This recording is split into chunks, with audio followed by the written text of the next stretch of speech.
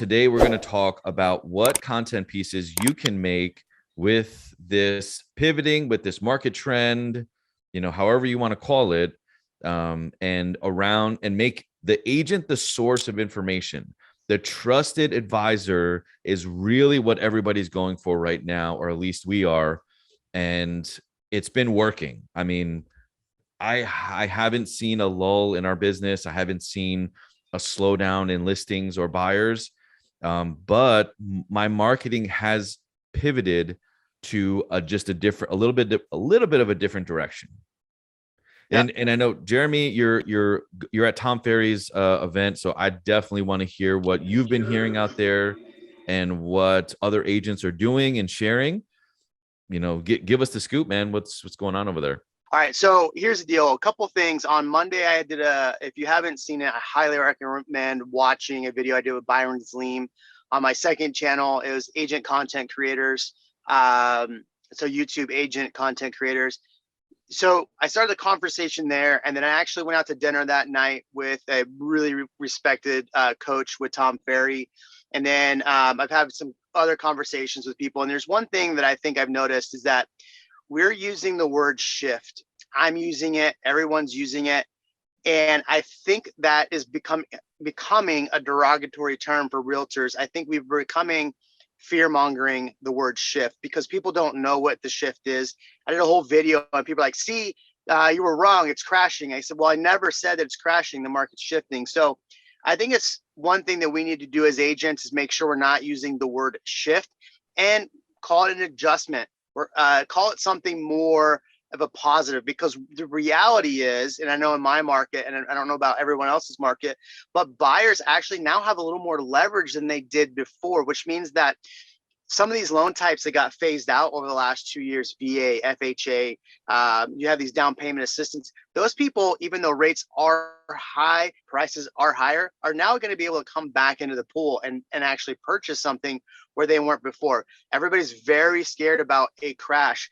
The more we say, like, there's so many statistics that we've seen in the last 2 years, an expediting of what we've seen over 10 years.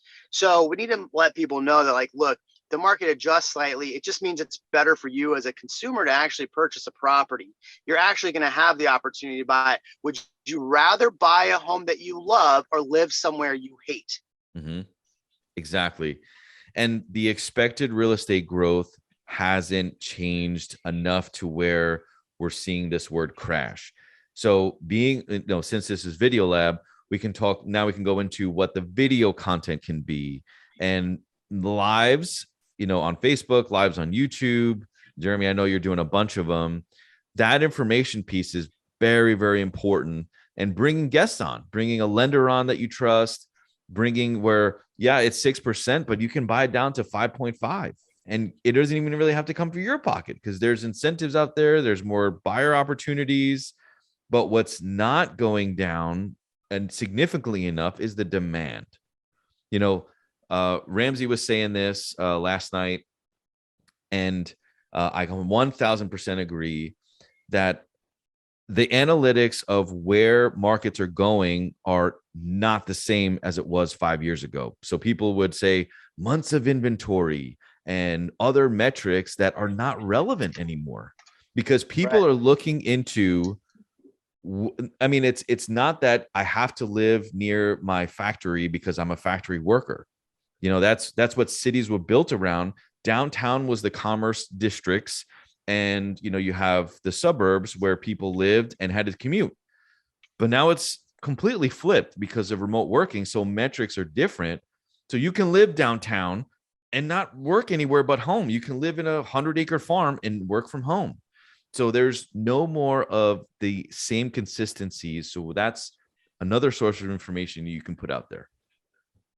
Yeah, I agree. Live streams on YouTube and Facebook, having conversations, because this is a time to have conversations, right? Like the conversation we're having now. What's funny about my YouTube and the live streams, I always try to bring on people smarter than me to talk about things bigger than me.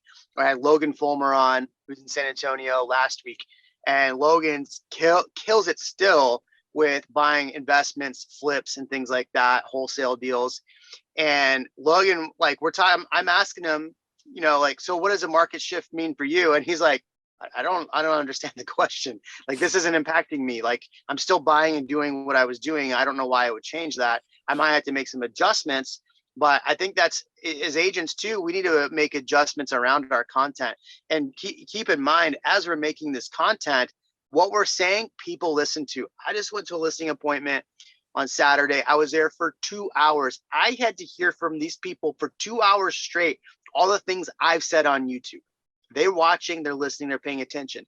For 15 minutes, we talked about selling their house. I walked out with a listing agreement signed at the price I said we should list at, no arguments. So people are listening. So the more conversations that we're having, and again, this needs to be a positive thing. Look, yes, buyers have more opportunity now and sellers had more opportunity not too long ago.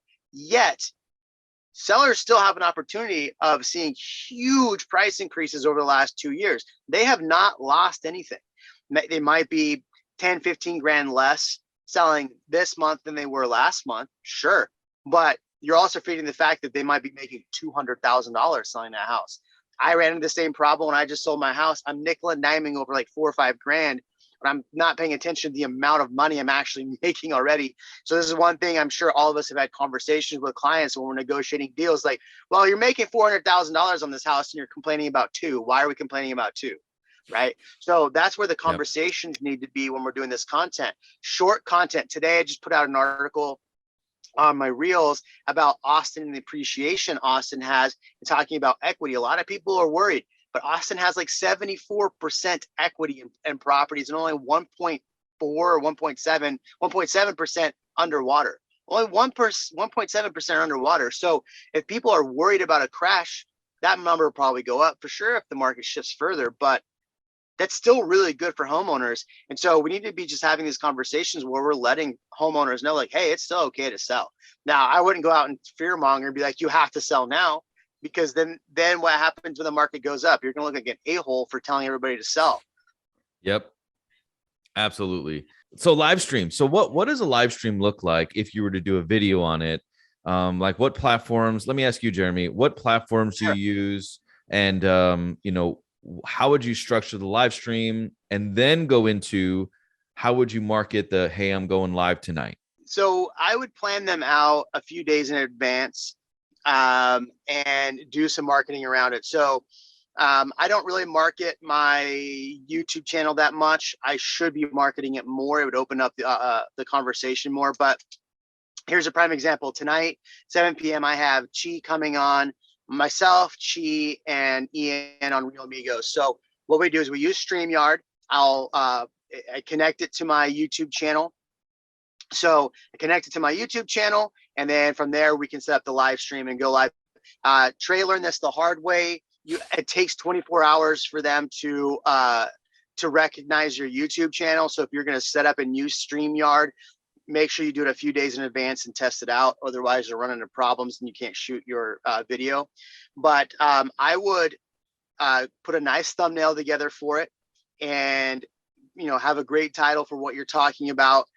You schedule it, it'll show up on the YouTube channel, screenshot the heck out of that thing and put it as many places, and put the link for your channel, not for the video itself. So people can then go to your channel and start surfing your channel for other videos they may want to watch, right? So they're not, if you put that link to that specific video, they're going to just click on it. It's not going to go anywhere.